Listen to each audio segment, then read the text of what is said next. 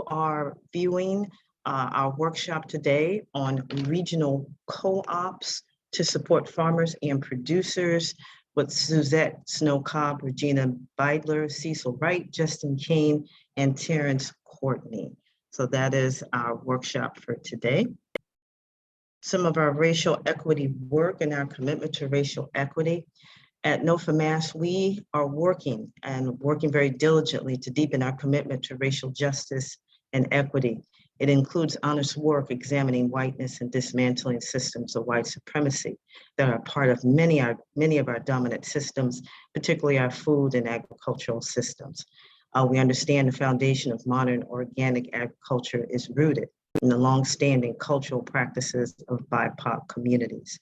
And so what we are asking, if you could take down this particular website or link, you see in the background this beautiful map that shows all the different indigenous nations that are the current stewards of the land that we now are currently farming and living on. If we can take this time to use this link, identify those lands if you know already, feel free to put that in the chat. I'm broadcasting from Springfield, Massachusetts, which is Pecumtuck and Nipmuc land. And one thing I forgot to do was introduce myself. I am Anna Muhammad, NOFA Mass's Food Access Director. And again, I'm located in Springfield, and I've used this map to find the lands and the people that I work with here. Couple of other announcements. We have been working towards ways of being allies and co-conspirators with BIPOC organizations, BIPOC-led organizations. So as a call to action, there are a few things that you can do as allies and co-conspirators to support BIPOC-led communities. You see this here on the screen, one of which is sharing resources, which includes land, money, and tools with BIPOC-led organizations. We've listed a few examples right here in Massachusetts. You may know others close to you, and feel free to reach out to them. Also, we have a couple of events that are for BIPOC-led BIPOC members. There's a caucus on January 16th, and we have a Spanish lounge today, both of which are during the lunch hour. Couple of housekeeping notes. We are in the world of Zoom during this pandemic. We oftentimes would have been together in person sharing this moment, but Zoom, we're trying to duplicate that feeling via Zoom. And to do that, there's just a few things that we'd like to ask folks. When you came in, you noticed you were on mute participants upon entry. So to speak, you just simply use the microphone icon at the bottom or top of your screen, and that will unmute you. Now, we may ask for questions to be given to us verbally. And in that case, we'll ask you to unmute yourself. You can ask your question and then place yourself back on mute. That way we do not disturb the sound quality for others. You can also use the chat feature throughout the session to put in your questions. And that is a great tool. Also, if there are things you need to ask me directly or my co-host, Richard Robinson, you can do that directly to us if you have any tech issues, any problems during the course of today's session. Also know that today's session is being recorded. I wanted to give thanks to our sponsors, our gold sponsors that you see here on the screen. They're also in your program book. Please, you can click on the link, go support them. They have been great supporters of NOFA Mass in the past and during. Feel free to visit with them and support them.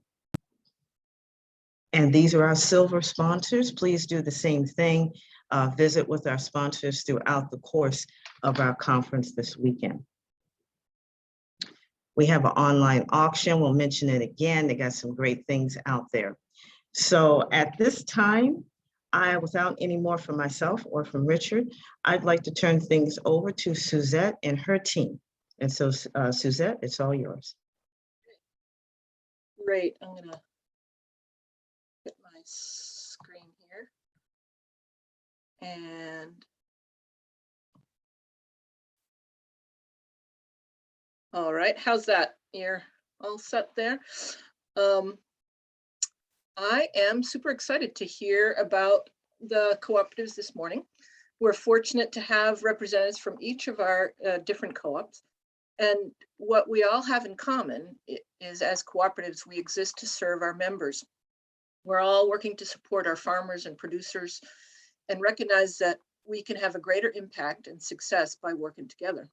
So we'll hear from each of our representatives a brief overview of how they were formed, who makes up their membership, and how they serve their members. And we'll have about 30 minutes after all have presented for discussion and questions. So hold your questions until then, or you can put them in the chat as we go and we'll address them as we can. We'd also like to know who's attending. So if you could put in the chat if you are a farmer, if you're a farmer or gardener or other identifier, and if you were a member of a co-op. And let's see.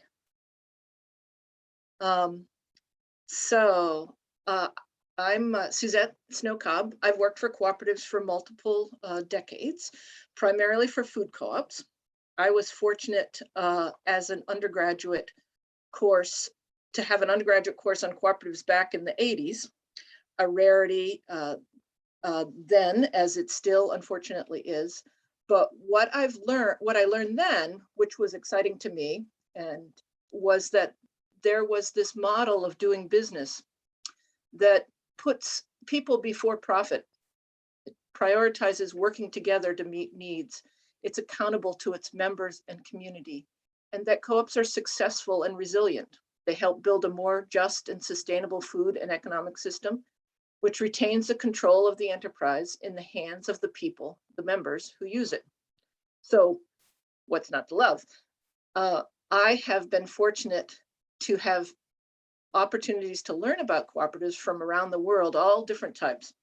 And what I've also learned is that the cooperatives that have endured, that have been able to continue to thrive and have had more success, are those that work intentionally with other cooperatives.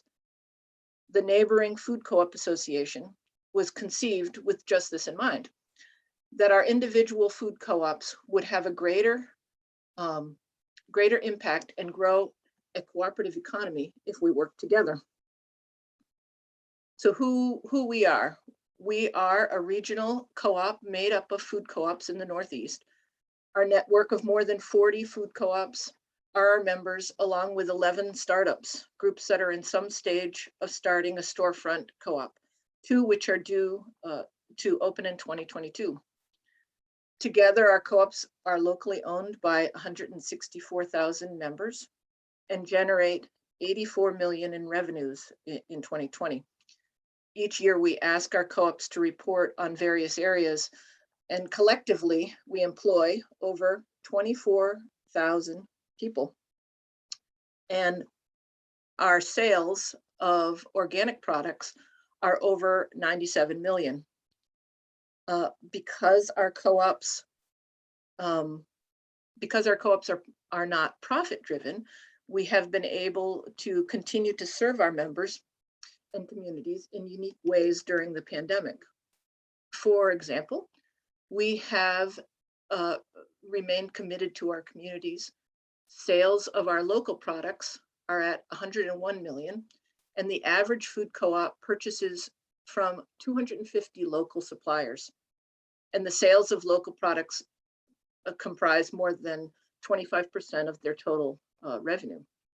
At a time of great economic stress, our co-ops reported that last year they returned more than 6 million to members and employees in the form of discounts and patronage.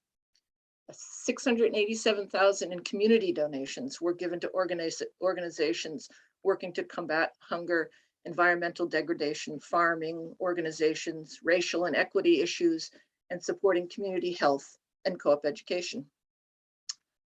Each of our co-ops is a member of NFCA. They pay dues based on revenue, creating our budget, which is now as an 11-year-old co-op federation, NFCA employs 4 staff. Our members are small co-ops like Quab and Harvest in Orange, Mass, and are large co-ops like River Valley in Northampton and East Hampton. No matter what the size they are, they all have and continue to have input on shaping NFCA's work. At the core of our work is the knowledge that cooperatives are more successful and resilient when they share resources, information, and innovations. By working together, our co-ops increase the impact on our local community and are better able to meet social and community needs, a central piece of our work together. In using this shared strength to increase the individual success of our member co-ops and grow our collective impact. Basically, it's the heart of the 6th cooperative principle, cooperation among co-ops. When the founding co-ops came together, we sought to collaborate and wanted NFCA to be guided by a broader vision for a thriving cooperative economy rooted in a healthy, just, and sustainable food system. This thinking beyond our own communities is how we can work with other co-ops and organizations, continuing building on shared goals and a vision for a better future. It's the long haul, not just for us, but for generations to come. Central to that mission, central to that vision, is building a regional community of co-ops that can leverage our shared resources to support growth, innovation, and shared success among all of our member co-ops and build partnerships with other organizations. Another central goal of our association is leveraging the scale, experience, and innovation of our members. We are focused on facilitating mutual support among our co-ops as they contend with economic and business challenges. For instance, with the onset of the pandemic, we increased our peer-to-peer support by having regular Zoom meetings for departments that were particularly affected by the pandemic, such as bulk foods staff and prepared foods, where staff could share challenges, ideas, and successful strategies. We promote co-ops as more inclusive rebuilders of the economy and our communities, and are actively involved in advocacy and education on the co-op business model. Critical to our current work is building a long-term commitment to addressing systemic racism and economic inequality. Keeping with the ideals of our movement and our cooperative principles and values, we are working by fostering partnerships with organizations like the Valley Alliance of Worker Co-ops, the Federation of Southern Co-operatives Land Assistance Fund, and the New England Farmers Union. The work of the NFCA is built on the core belief that the success of our individual member co-ops is supported by the shared success of the co-ops in our region. And so speeding through there, that's a wrap for me. And I encourage you to check out our website at any time. And next we will hear from the Maple Valley Co-op, Cecil and Justin. And I need to stop sharing somehow. There we go. Okay. Great, that was awesome, Suzette. It's always amazing how much we're doing when you take a look at it. And I really appreciate the numbers and facts, because sometimes those can sometimes be not always as exciting as they could be, but for us, it's really important to see how successful we are. I really appreciate that. My name is Cecil Wright. I'm a farmer and a co-founder of the Maple Valley Cooperative. And we just want to introduce you to us a little bit. We're a multi-stakeholder co-op. We're located in Cashton, Wisconsin. Our members are farmers, employees, customers, vendors, and investors. The largest number of our farmers come from the Wisconsin area. We do have a wide range of farmers throughout the Great Lakes region and the Northeast, and Justin will talk about that in a little bit. My partner who's on the call here with us. We have 13 employees that work out of our Cashton office, and then we also have employees that are in Oregon, California, and Idaho, which are mainly our sales staff. Our customers and investors are located throughout the United States.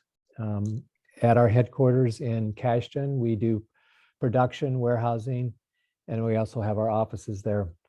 We do have a regional processing partner in Vermont that's a member owner as well. Could you change the slide, Justin? I'm going to read you our mission.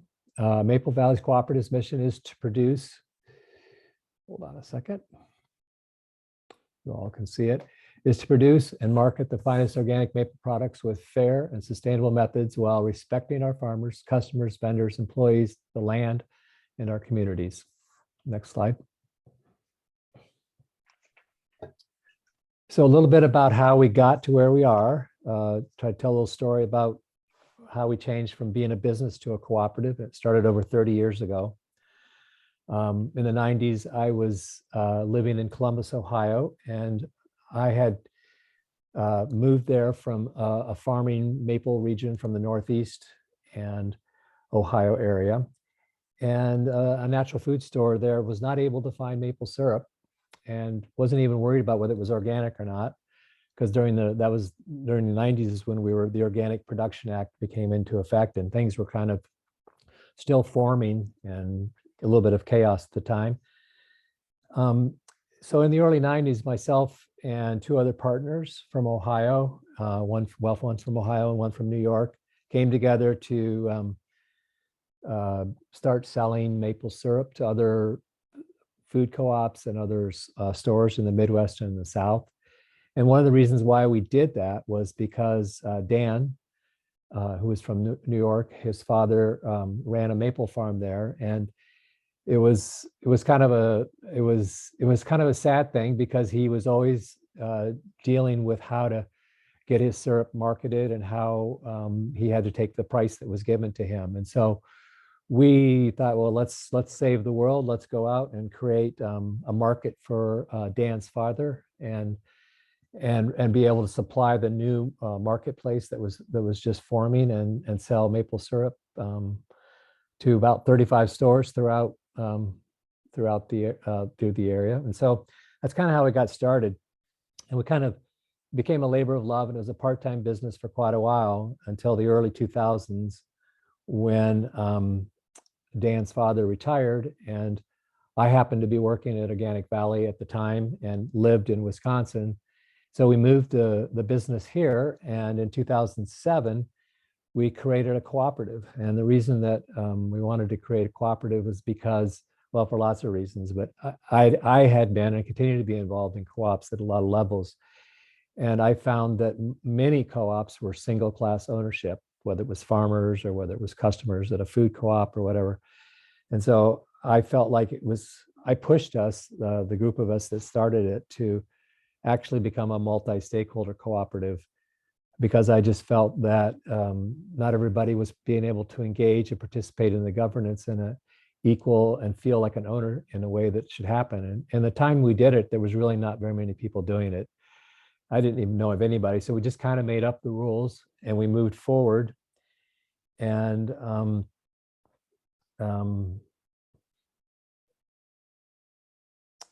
basically the whole idea was to try to get everybody involved in supply chain so they would feel like they were a part of what was going on. And we really wanted a marketing brand that represented, that could really help the farmers and represent everybody in that process. Can you go to the next screen? So this is just a simple visual, with the 5 classes of membership. You can imagine that the farmers and employees really are the pillars of our co-op, because they're the ones that make their living from, or can make a great deal of their living from the Maple Cooperative and how successful it can be. And what we found is that the most economic good and the most engagement seems to come from farmers and employees, which is understandable. And that we have vendors who want to be partners with us and go to a different level and understand the concept of being a member of a co-op. We have a few of those. And then we have lots of investors that are from the community, from a wide range of folks, from customers to all different types of folks. And their investment in the business has been critical. We use a preferred stock vehicle, similar to Organic Valley and a lot of other places that do that, food co-ops as well. And of course, the main focus is on the customer. And we have customer members who understand what it means to be, a partner and be an owner into something, not dissimilar to the Frontier Co-op model.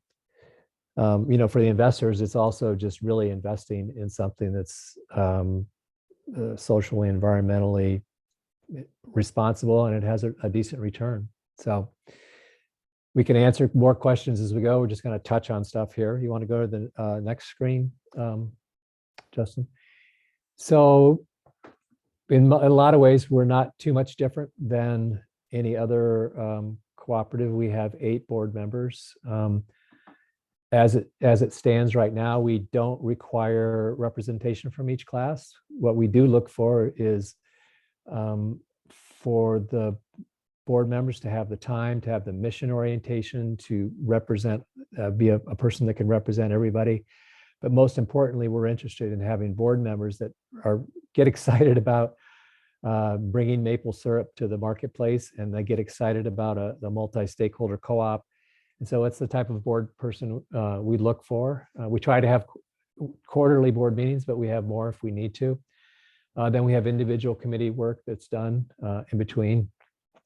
Even though we founded in 2007, we still are slowly taking time on our governance and our nominations process, because we don't push people to become members. We're trying to figure out good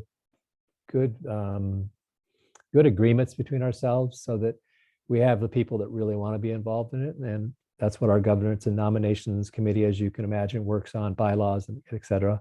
Our finance and facilities committee is pretty standard. And then we have people, mission, and culture, which is what it says. We focus on what's best for our people and how do we create a good culture and benefits and those kinds of things. Go ahead and go to the next screen. There you go. That's my portion of it. I'm going to pass it off to Justin, and you can say a little bit about what he does. I didn't say too much about what I do.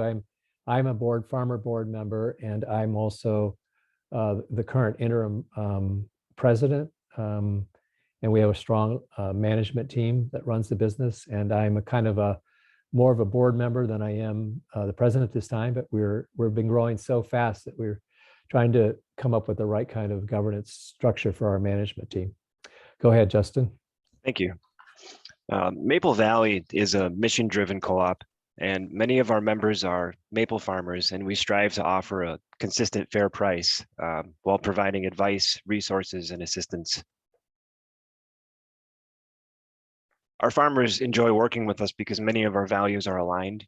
They believe in our organic mission, and they enjoy being a part of a cooperative that promotes diversity, sustainability, and fair and consistent pay. New farmer members undergo a trial with us typically.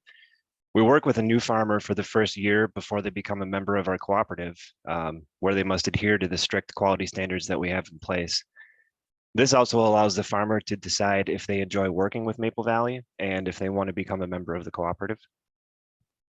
All of our farmers must be certified USDA organic in good standing and must be registered as a licensed food processor in their state. Above and beyond those certifications, they also must sign a purity pledge with us that guarantees that their maple syrup is high quality, vegan friendly, and free from adulteration. Our farmers also agree to minimally tap their trees to ensure that they stay healthy and produce sap for up to 200 years. We have a two-prong approach to farmer members, local and national. Our producer members are located throughout the country and vary in size anywhere from 20 to 300 acre operations, 300 plus. The majority of our members are multi-generational families that work side by side in the sugar bush. We encourage supporting local businesses. We have a large community of sugar makers near our main office and production facilities in Cashton, and we are situated strategically that gives them the opportunity to deliver their harvest to us easily. We work with our local farmers, many of which are Amish, and assist them with any issues that they may have. For example, lately supply sourcing has been an issue, and we have provided some of our local farmers with materials that they need for their sugar bush. Challenge is, it's been a little bit of a challenge to keep our farmers involved in the business outside of maple season. We're always looking at new ways to promote our farmers to be exclusive to Maple Valley, but we do reward those who consistently fulfill their commitments to us. In some ways that they can stay involved are through member voting, attending our annual board meeting, and through promotion of the cooperative throughout the year. Our employees comprise a member group that is perhaps the most involved at Maple Valley, as they are the gears that drive our day-to-day operations and are most often the most knowledgeable. Employees are eligible for membership in the cooperative at any time, but after a short term of employment, Maple Valley will match a purchase of a membership purchase. Employees have an influence on the cooperative day-to-day, and they feel a sense of ownership with us. I've been with Maple Valley Cooperative for 4 years, and I've never worked anywhere where I feel like I've had such a direct impact on the cooperative. Employees are empowered to voice their opinions, and they're given an opportunity to have a say in all aspects of the cooperative.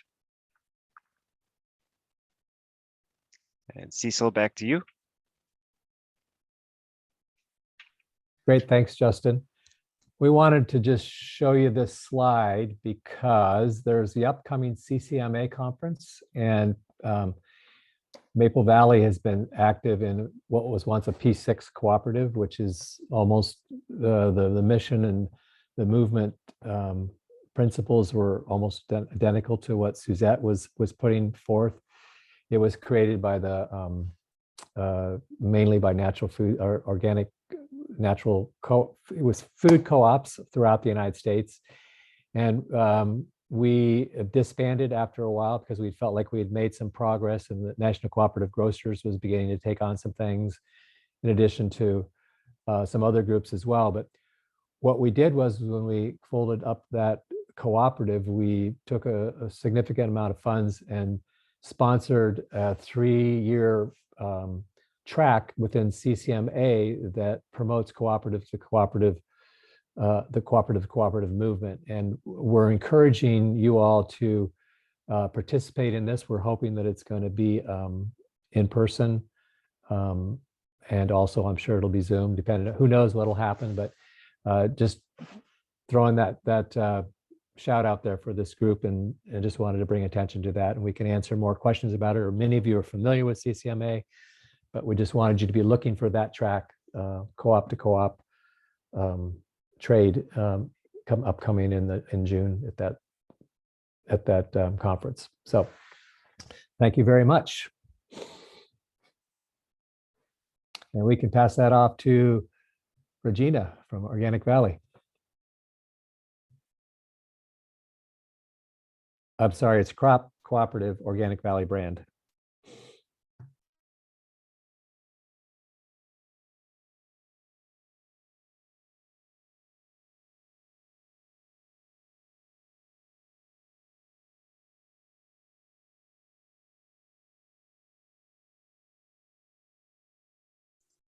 Regina, if you're talking, you're probably on mute. All right, thank you for that. I appreciate it. I'm going to go back. I'll just leave it at this slide. Well, my name is Regina Beidler. I'm reporting from Central Vermont this morning. I work for Organic Valley as a remote employee, and my history with Organic Valley has actually been quite a long one, over 18 years, actually 22 years. For 18 years, my husband and I were farmer members of the cooperative, shipping milk to the co-op. And for 17 years, I've worked as an employee in a number of different positions. So I'm really happy for this opportunity. And I'll just say before I jump into, I really appreciated people's willingness to put where you're working and where you're living, and to see the connections to other cooperatives. I think these conversations are really vital. So Organic Valley began during the farm crisis of the 1980s. I was doing some reading before this workshop this morning, just because in the 80s I was not deeply familiar with the farm crisis. What one person commented was that all of us as Americans have some sense of the impact of the Great Depression on people, not only financially, but mentally, socially, emotionally, and that in many ways, the 1980s farm crisis had that same impact, but on a much more targeted community within the agricultural community. There was a confluence of factors that brought about that 1980s farm crisis, including a grain embargo with Russia, high levels of debt, land and commodity price booms and busts, 2 droughts in 1983 and 1988, and interest rates that went from 6.8% in 1976 to a high of 21.5% in 1981. So during that time, more than 300,000 farms defaulted on their loans in the 1980s. And you can only imagine the amount of human misery that accompanied that, as farming really reflects for a lot of people their identity and their status. The other significant impact was on family-sized farms, because there was encouragement for farms to get larger. And there was also a much more common use of pesticides, herbicides, and other practices. I apologize, I'm having a hard time figuring out how to get this to move forward. Okay. So during this time, there were some local factors at play in Wisconsin, close to the area that Cecil was just talking about, in Viroqua and Cashton and in the Kickapoo Valley. There was an organization called the Driftless Bioregional Network in the early 80s that was a driving force in conversation amongst farmers and back to the landers about how things could be done differently. Some questions that they asked: could our country be fed without negatively impacting our soils, the health of the farmers and of those who are eating the food? And could farmers earn a decent living doing that? So there are a number of meetings around kitchen tables that led to a series of 4 meetings in Viroqua, Wisconsin. I read in some of the early materials that they expected about 12 farmers to attend perhaps, and instead 180 attendees came to talk about the new cooperative venture. And I'll just point out to the front of the room over here to the right is George Seaman, who became the first CEO of Organic Valley.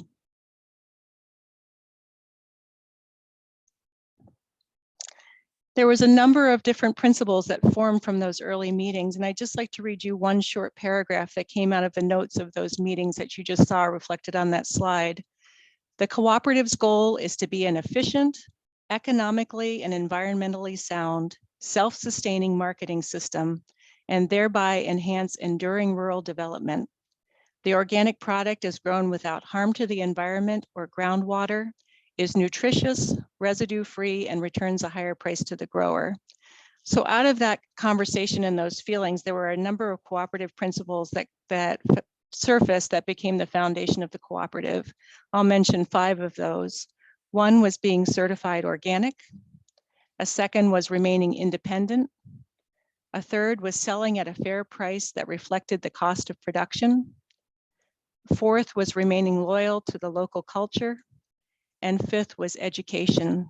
So within organic, we talk a lot about the why and the road.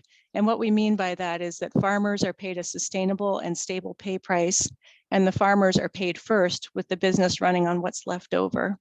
That's a very unusual proposition, especially back in that time when it was very unusual for farmers to be paid first. And that has continued to be something that's a foundation principle today. So how does that reflect in farmer pay price? This is a slide that's an average of the national pay price for our farmers. So the green line at the top is what the Organic Valley farmers are paid as a national average per 100 pounds of milk. That's the way dairy farmers are paid. And the yellow line in the bottom reflects the conventional pay price as a national average, again, across the country. It's not hard to see that organic farmers are paid more, and that you can see the ups and downs on the yellow line on the bottom. When we talk about an organic premium, what we mean is what's the difference between the price that organic farmers are paid for 100 pounds of milk versus what conventional farmers are receiving at any specific time. So in 2020, Organic Valley dairy farmers were paid $13.25 higher per 100 pounds of milk than conventional dairy. And the highest organic premium was in 2016, when that difference was $19.32. So the average over the last 10 years is right about that $13.27 difference between the two. The other big difference between conventional and organic is that conventional pay price vacillates. What you get paid in one milk check can be very different from what you get in the next. You can imagine if all of our paychecks went up and down in that same way, how hard it would be to budget. So another promise of organic was that that price would be sustained, that farmers would know what they were being paid for their milk and could plan and budget on it. I think it's easy to look at these prices and think that dairy farmers are being paid a princely sum, but I think more the takeaway from this is how low the pay price can be for conventional farmers.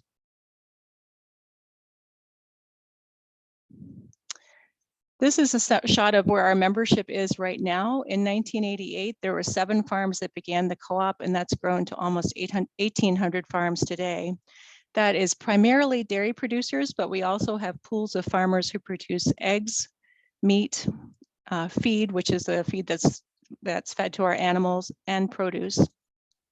Every one of these regions has regional pool managers that are connected with and work with local farms by doing on-farm visits, being available to answer questions and offering assistance as needed, as well as hosting meetings, which I'll talk about shortly. This is a regional slide, so you can see the significant impact on the opportunities for the Northeast organic dairy farmers. The relationship with Organic Valley in New England began in 1997 with some farms in Maine, and then expanded in 1999 to Vermont when Stonyfield began its partnership with Organic Valley in producing certified organic yogurt. That was the foundation for increasing growth in pools to other Eastern states as markets and processing relationships expanded. And there was we could see the benefit of regionally produced milk. So the graphics on the slide, the cows are actually beef producers. And so if you look at the little red barns, that's the dairy producers in the state. The cows are beef. And here in the Northeast, it's primarily dairy animals that have reached the end of their productive life that go into the meat stream. The little hay bales are feed producers, and then you'll see one little purple beet up in Maine where we have some potato growers. So a lot of times these are not different farms. Some farms have multiple memberships, but again, you can see the significant impact it's had on our region. This is our structure of the co-op in a very simple slide. This is a farmer-owned cooperative, so the members own the co-op. In turn, and I'll just say too, as another introduction, that this is designed to allow for broad participation and broad buy-in. So the members elect a board of directors, and that's a representative body of board of directors, and the executive team reports to the board of directors. You'll see on the right in the blue box, we have executive committees, and this is a group of elected farmer representatives from all the different types of pools that we have: eggs, meat, produce, dairy, and also from each of the regions. So in the same way we democratically elect for our legislators in Washington, D.C., the co-op has from across the region, across the country, farmer representatives for all the different pools and all the different regions. And within that group, there is also committees that are either elected by the members again, or are appointed by the board of directors. So some examples of that are, we have a pasture committee. We have a nominations committee that runs part of the governance of when we do board of director elections.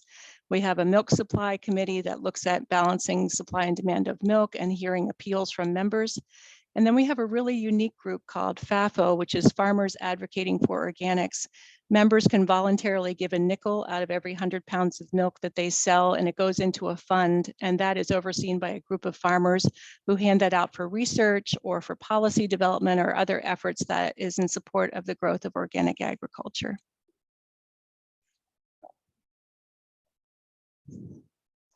Communications with and participation with the membership is really vital to our cooperative.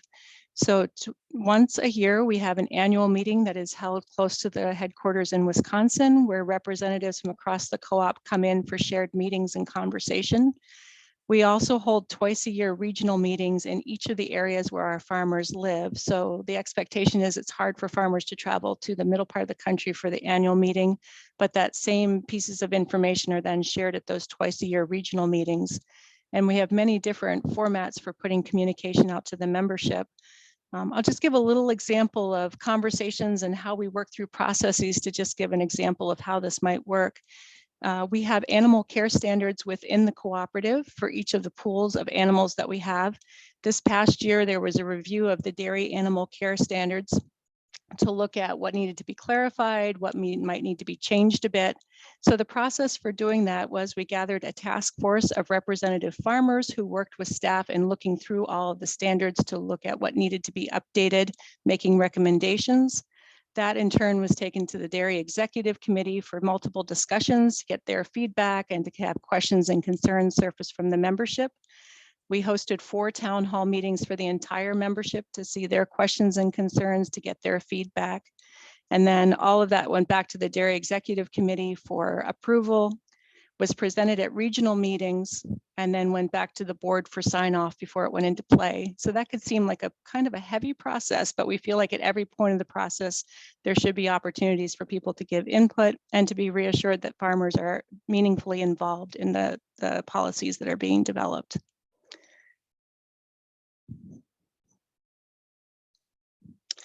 As we said at the beginning, the impetus for this was to be a marketing cooperative to get the best price for a unique product that was being produced by the membership. But one of those 5 initial goals or foundational principles I mentioned was also about education being very important and providing resources for our membership. So I'll just mention a few of those today. I actually work in the Farm Resources Department with the staff vets, one of which you'll see here in the blue blazer, Dr. Guy Jadarsky. With on-farm sustainability, for which Cecil was very important to the development of that in the early days of the co-op, on-farm certification, farmer events, and also our young farmer program, Generation Organic. So we have vet staff that offer assistance to farmers with animal health questions, nutrition, grazing, and animal care. And this can also take form in educational gatherings that include farmer-to-farmer conversation. We've had to be pretty nimble during the pandemic to create other ways to gather, as it was a little bit more difficult to be together in person. So we've been able to develop some online formats, which have been wonderful because it's allowed cross-regional conversations that we've never had before. We also have a certification staff person who's available to manage farmer questions and to make sure that we continue to be in compliance on our farms with all of our paperwork. I just wanted to show this slide as part of our sustainability team. As I said, Cecil was really important to the development of sustainability in our co-op. The work continues, and right now we have joined others in the industry with a goal of being carbon neutral by 2050. So we gathered a task force of farmers from across the country last summer to talk about the cooperative goals, what the farmer impacts and farm impacts and opportunities were towards helping to reach this goal, and then developing what intermediate goals and what educational sessions, grants, and other things could assist with helping farmers as we're looking at this. So this is one of the graphics we use to talk about climate smart farming. You'll see the 5 areas down below where we are working with farmers specifically around energy, enteric emissions, feed production, manure management, and carbon farming, silvopasture and riparian buffers, for example. So right now we're planning for a 15% reduction in emissions by 2030, a 30% reduction by 2035, and 100% in 2050. And I'll just mention some specific ways we're working with farmers here in the region around climate smart farming practices. Just a few weeks ago, we were granted a grant by the Northeast Dairy Business Innovation Center, and the staff at the co-op is going to be working with farms in Vermont, Maine, New York, and Pennsylvania around grazing, manure management, and agroforestry projects, particularly that will also be connecting with other projects in the co-op. So I'll just wrap up by bringing us back to where we started with our roots. When the cooperative began, it was very much about this quote from George Seaman about keeping farmers on the land and the positive impact that has on our rural landscapes. We know that $1 of farm income turns 7 times in the local economy. So that's something that's really important, not just for our farms, but for all of our rural communities here. At the beginning, the goal was to save small organic family farms. And now that's expanded to a goal to provide small organic farms the opportunity to thrive. And in the East right now, we've seen a movement in organic towards consolidation, routing efficiencies, and movement towards larger farms to maximize profit for parent companies, such as Horizon, who gave notice to 89 farms in Maine, New Hampshire, Vermont, and New York last year, and Maple Hill, who gave notice to 46 farms who are losing their markets this year. So what's the impact of those movements on rural communities, and how do we support businesses and cooperatives who focus to maintain membership over corporate profit? So again, we see the value in maintaining an independent, farmer-owned cooperative driven by our core values, and that will allow us to continue to give support and the opportunity to thrive. With that, I will stop sharing my screen and pass on to Terrence.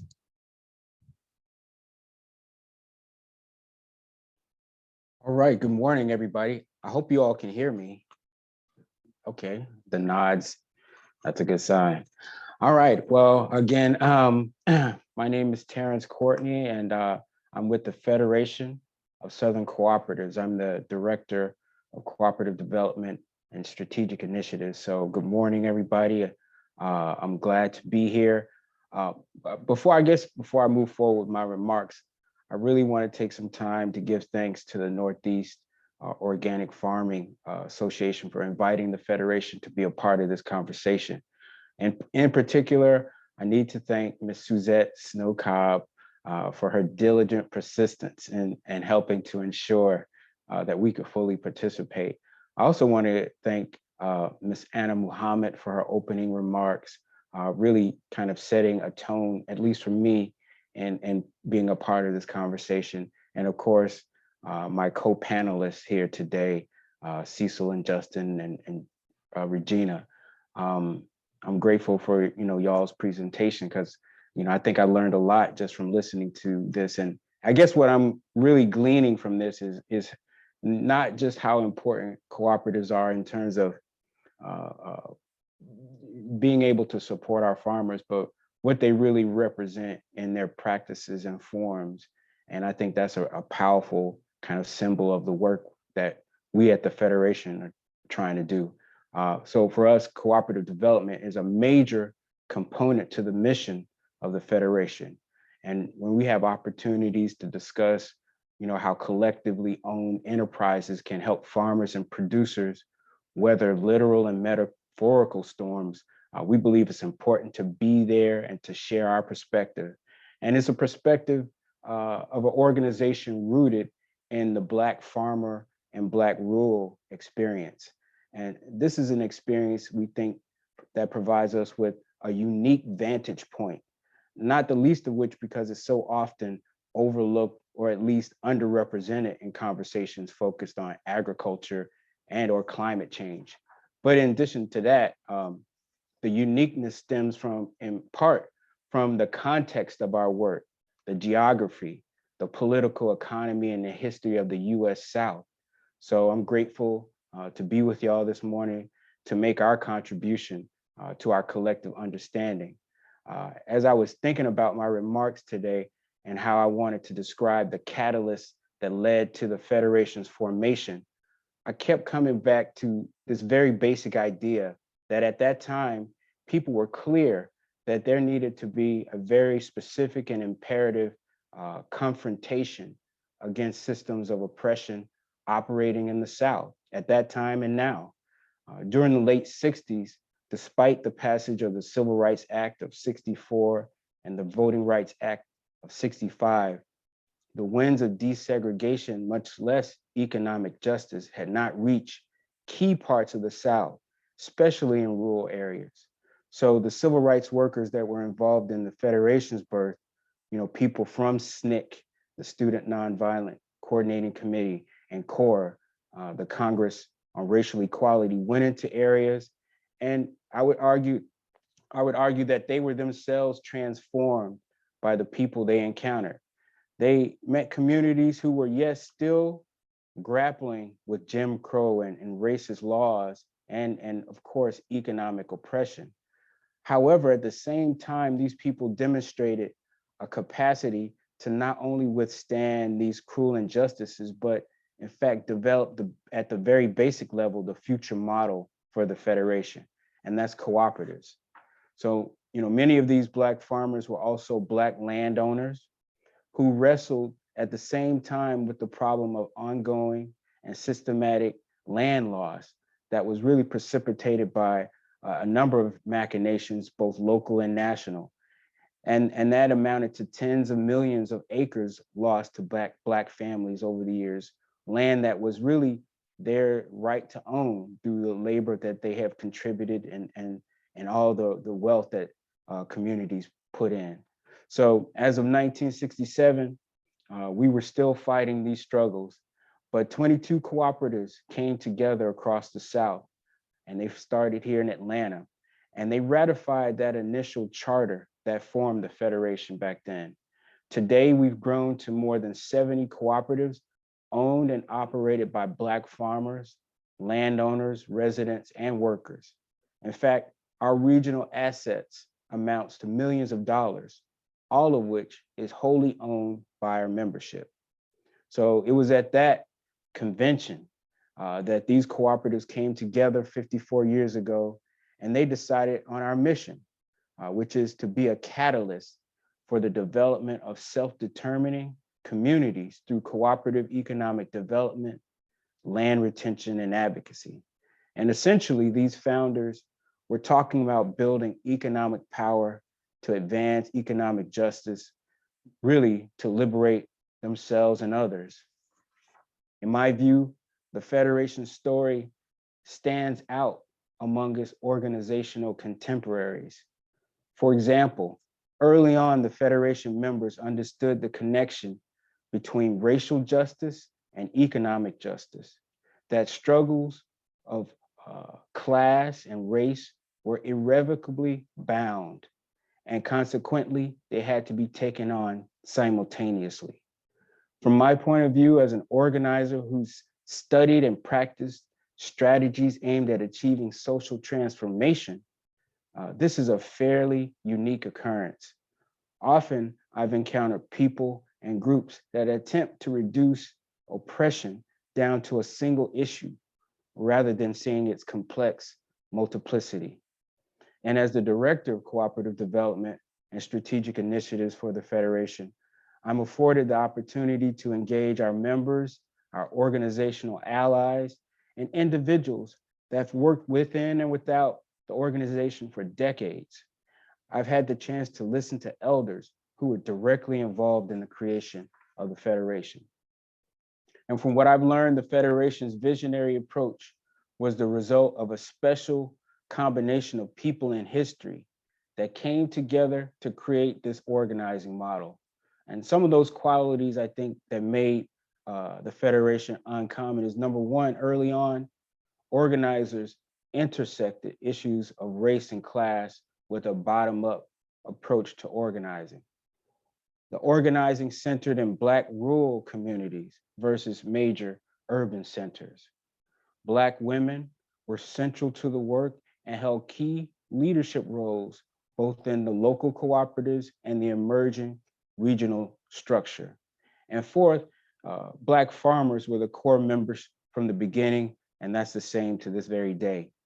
So this approach went on to inform the very structure of the Federation. For rather than becoming a rigid, top-down, highly hierarchical organization where everything or most things are centralized, the Federation developed a more horizontal organizational style where power is distributed among autonomous state associations that organize their own cooperatives in their given states and elect representatives to the Federation's board of directors.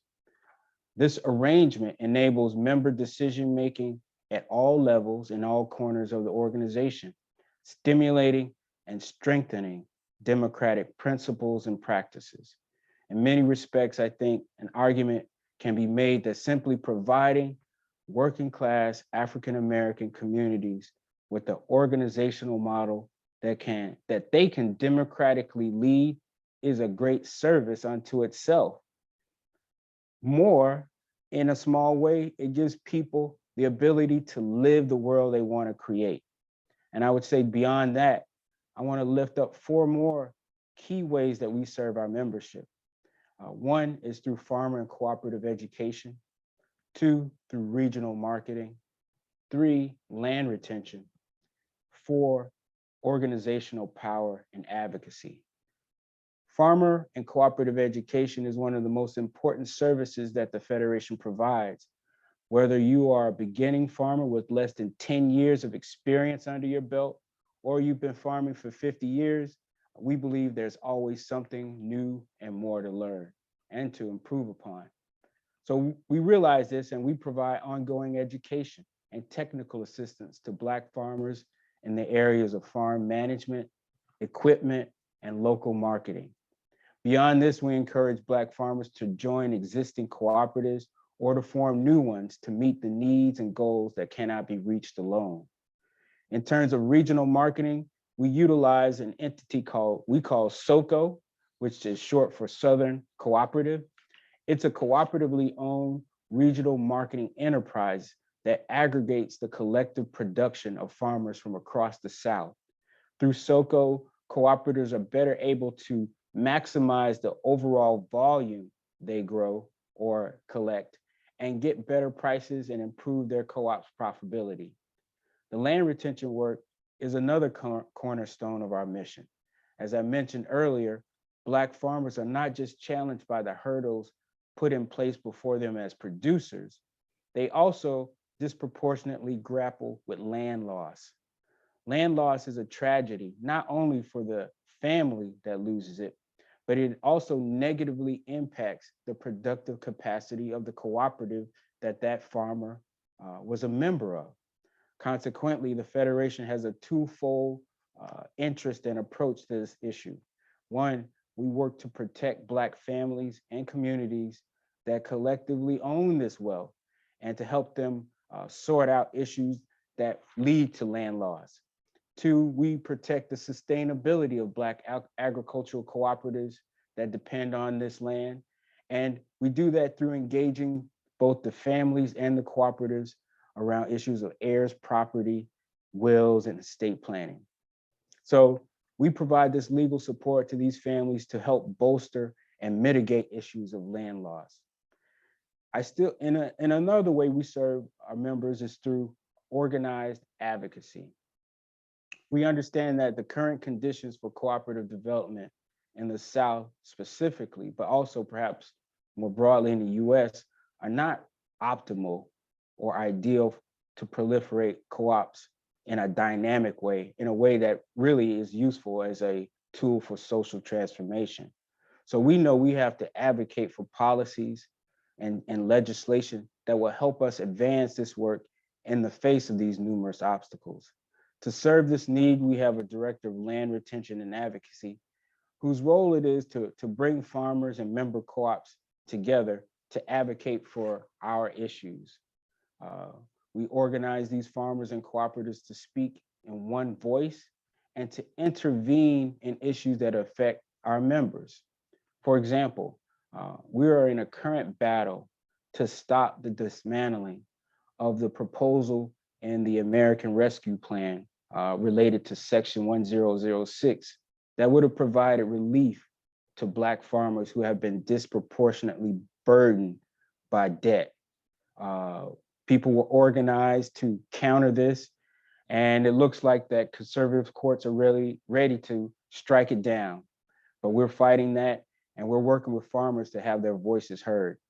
So as I draw my remarks to a close, the final thing I want to leave you with is that the Federation knows that no one organization can create economic and social justice alone.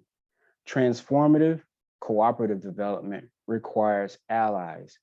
Some of the critical cooperative networks that we belong to and work with are, of course, NCBA, the National Cooperative Business Administration.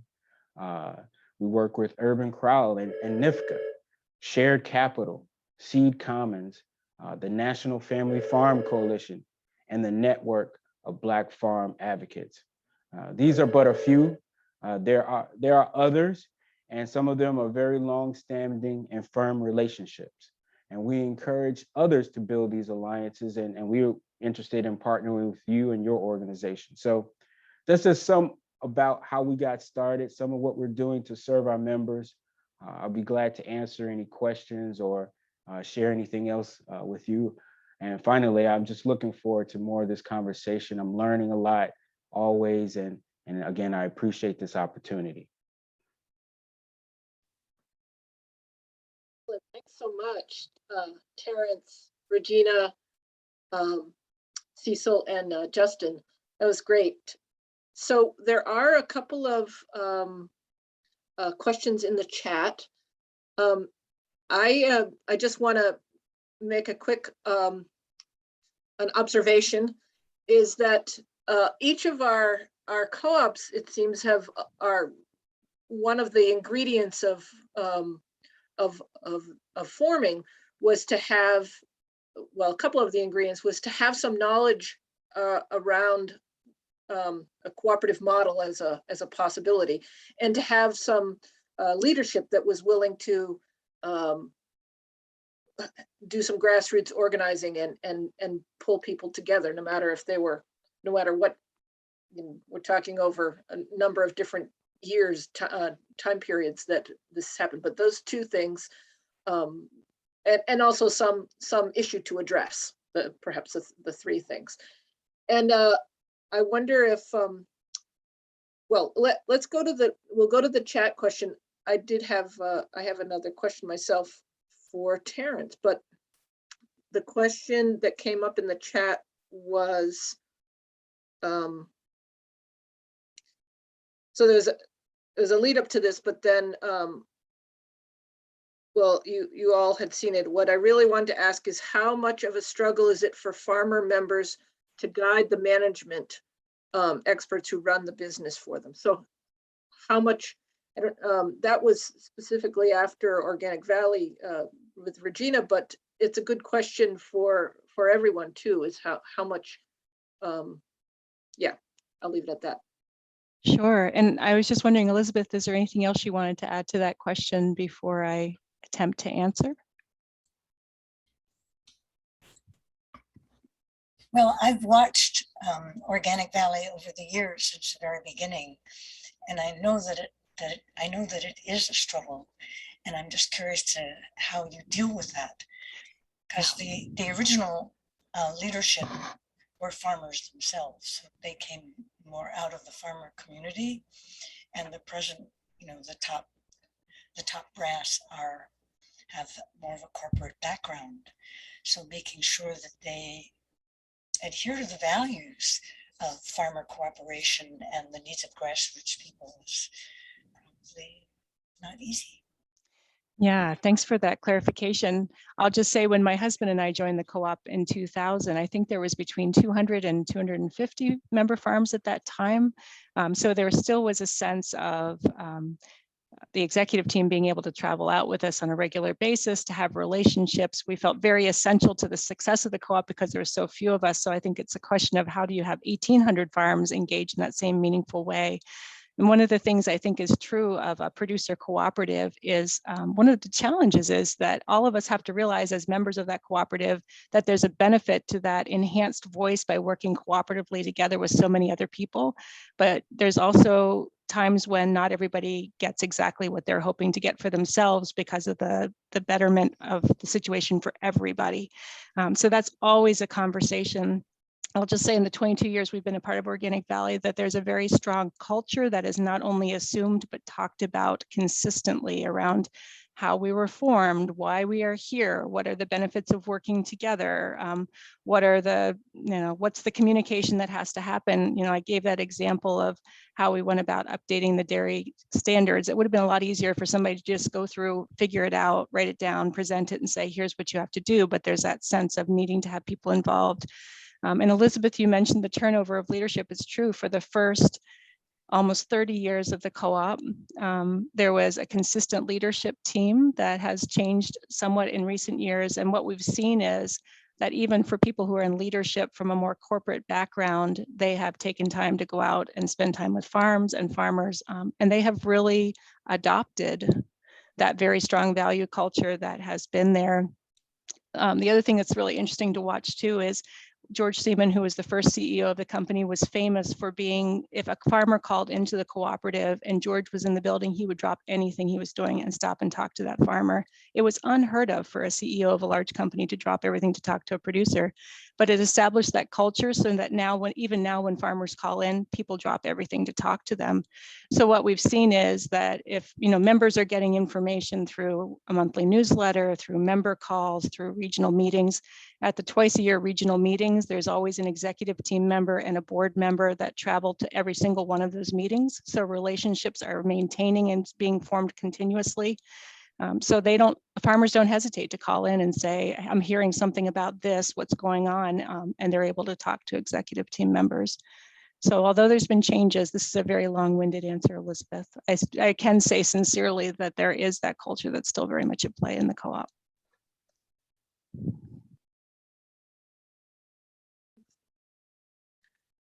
Okay. Yeah, the building the culture of involvement is really important. My question to Terrence was, how is it that the co-op model was the choice for the Federation? You have some background on it?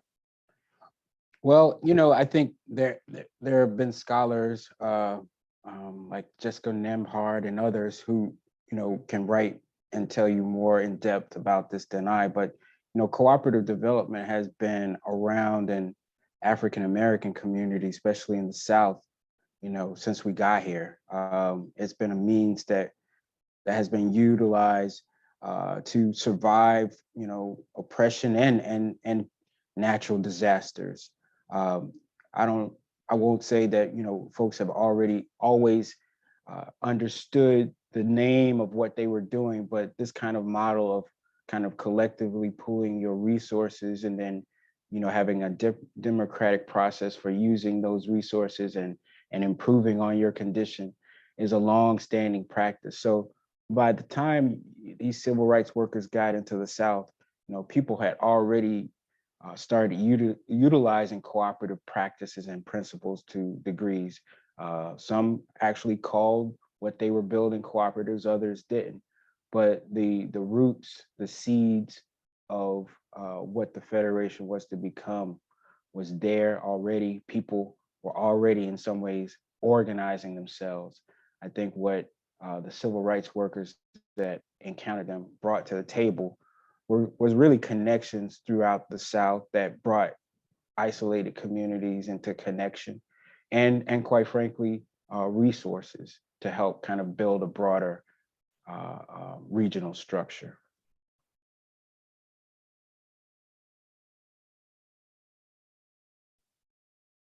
Are there other questions that people want to ask, or reflections that people have that are participating without putting them in the chat, or other presenters if you have other thoughts? Suzette, there was a comment from Elizabeth Henderson in the chat about, I don't know if you saw that, the economic and political context for Organic Valley, and especially for the Federation, makes it so hard to maintain and live true to cooperative values. That was an interesting comment. And then we have a question from Joanne. Given the history of these co-ops, can you comment on general trends and current challenges? That is another question that just came through. I guess I could jump in. I feel kind of inspired by that question. I think, that first question and the second question go together to me like this. Cooperative development in the South is challenging for a number of reasons, and much of it has to do with the historic legacy of the South, both with regard to racism, but also its sort of rejection of collectivist economics, which is why labor unions and cooperatives here have such a hard time. There's no enabling legislation typically in southern states that one could use, such as what you might find in Wisconsin and the Midwest, to bolster cooperative development. That has reverberating impact on the kinds of co-ops we can build. You know, quite frankly, there are only a couple or three kinds of co-ops in the South that are officially recognized. Those are agricultural co-ops, credit unions, and rural electrics. For different reasons, those are challenges. So one of the reasons why much of our membership is still rooted in Black farmer and Black agriculturalists is because it's one of the ways that we see we can really build strong co-ops. Those co-ops are recognized. But we're not just interested in building agricultural co-ops because we understand that we have to have really diverse economic interests and involve ourselves in more than one industry, really to create wholesale social justice, economic justice, justice in the workplace, if you will. And that's where we kind of hit a wall, because without that enabling legislation, our co-ops are often forced to form as LLCs, as nonprofits, which really is not ideal, or to get registered in other states and come back as a foreign entity. All of those kind of are very challenging for cooperatives. And when you think about the long-term implications of that, what we see is without enabling legislation and other economic supports for diverse kinds of co-ops in the South, you see a slow drift in the businesses where they slowly drift away from cooperative principles and become more and more like traditional capitalist businesses. And that's really not what co-ops were designed to do. They're, in my opinion, they're designed to help mitigate that harm. So I think those questions are right on point when we think about what is left to be done, especially here in the South, to make economic conditions better for cooperative development. We have to kind of grapple with the longstanding racism that's here, but also kind of the kind of backward economic policy that seems to govern the South. I think what I would add too is maybe more of a challenge for organic. You know, organic over the last 20 to 30 years has really grown. And when we entered, you know, back in the 1980s, it was a small community. People didn't pay much attention. There was a lot of scoffing. It slowly began to find its feet and more of an inclusion in the marketplace. And I think as other larger companies saw opportunity around organic, more non-organically minded companies added organic lines or started buying up some of the smaller companies. We talked about the consolidation earlier. So now if you're a consumer that goes into the marketplace, a lot of people are buying organic, but don't have a really good idea of where it comes from or kind of what the differences might be. So I think that's a challenge because people are very price conscious. When you're trying to maximize what producers are earning for the food that they are producing, and when you have other companies who are able to have a lower price, that's a really hard conversation to have with customers. So all of that's a real challenge, and it's how do we continue to tell our story effectively in a way that talks about our independence and our support of regional farmers and the rural health of our communities by purchasing the food that you're purchasing. So I think that's a big challenge. Cecil or Justin, do you have any thoughts on the challenges there in response to that question? Or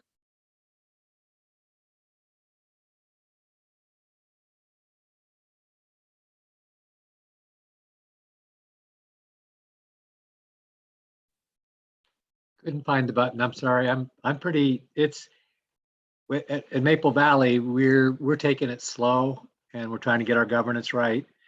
And the maple industry is a small industry, and so I'm hoping as we develop the culture and our people and missions that there's probably a right size for our business, and that we won't just keep growing larger and larger. I think the organic maple market is probably, their segment is maybe 100 million at the most, and so I would be happy if our co-op got to a certain size, the number of people involved, and maybe got to maybe 15 or 20 million at the largest, because I think that's about the right size to be able to sustain and be just right size to do a lot of things and to still be effective in our niche.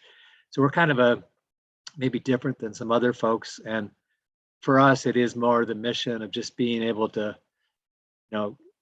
to do what we can with the size we are and just do well at it and become thought leaders and to be there to be able to cooperate with others. I've watched Organic Valley and others have to grow to be able to just be a force in their market. And so I think the key is the next level for all the cooperatives is to really come together to the next model of what it means to be a cooperative trade movement and really help each other in a new way, like they do in Spain and Italy and some other places. And that's why I was trying to encourage the CCMA conference, because we're really trying to take cooperatives to the next level of really, there's a whole nother level that we haven't got to, as others have said, and we just need to get there.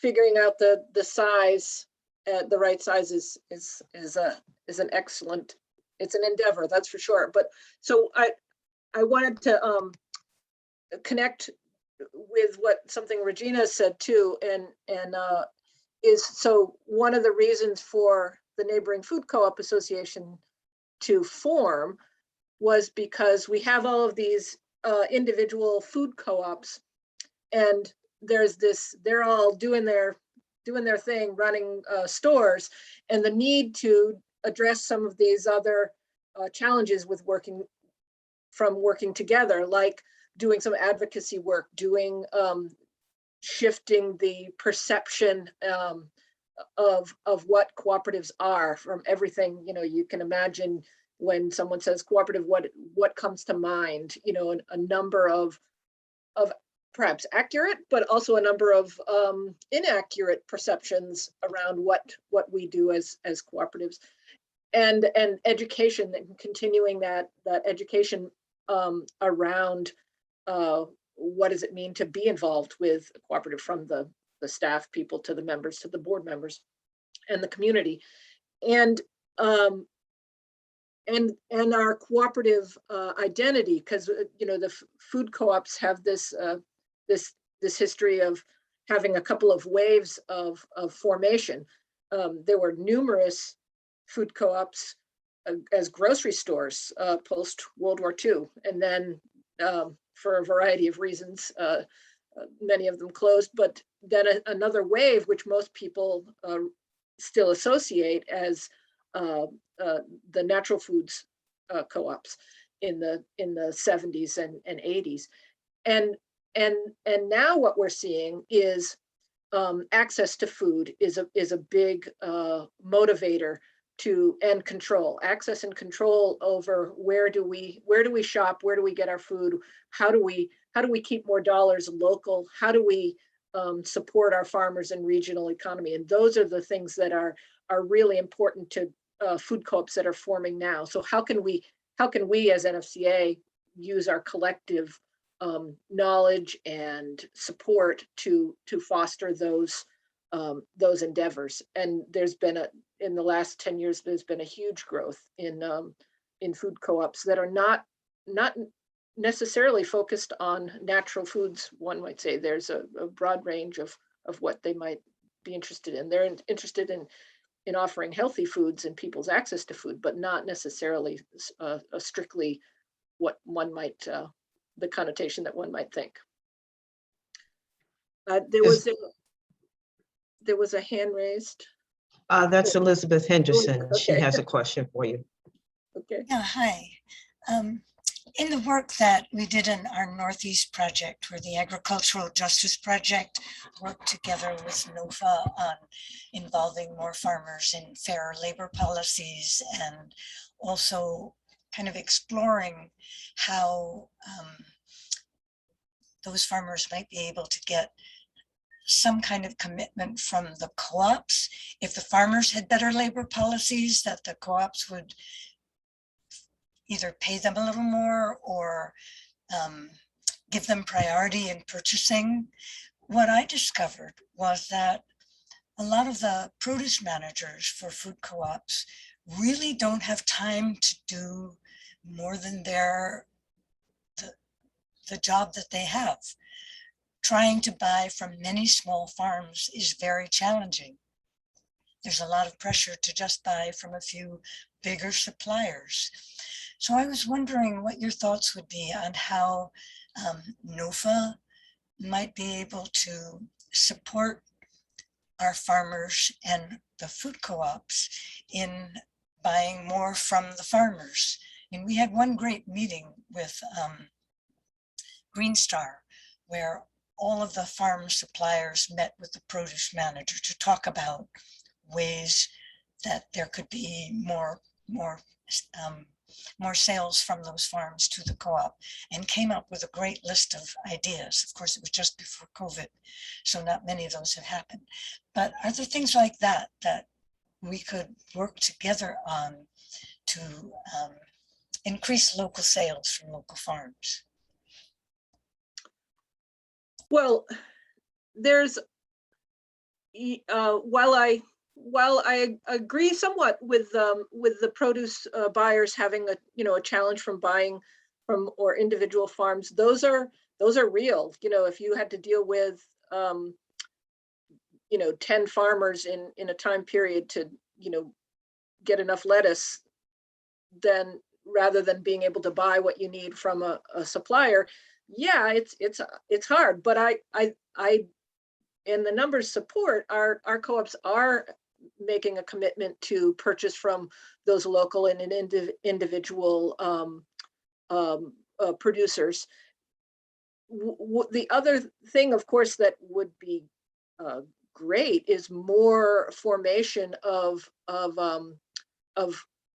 local farmer producers cooperatives that can then, you got 5 small farmers that can aggregate, that then can approach their local co-op. So fostering that, like Deep Root. I mean, many of our co-ops buy directly from Deep Root, which is a farmer co-op in northern Vermont. And there's a few other ones, but there's still, comparatively in the Northeast, there's very few compared to the number of tiny small farms that are around. So I'd say fostering cooperative to form amongst our producer co-ops, and then also continuing with a support and education around what are cooperatives and why should we stick to why is it important to have the values and stick to the what's important in the cooperative makeup to the community, so that they can support those storefront co-ops, potentially to the staff of our co-ops, so they can see why it's important to support the local farmer and make time for that. It's all a balancing act in staff people's time in the store. There's a lot of pressure to be able to compete in the mainstream while also serving their communities. So I guess I don't know if I answered that completely, but I'll leave it at that.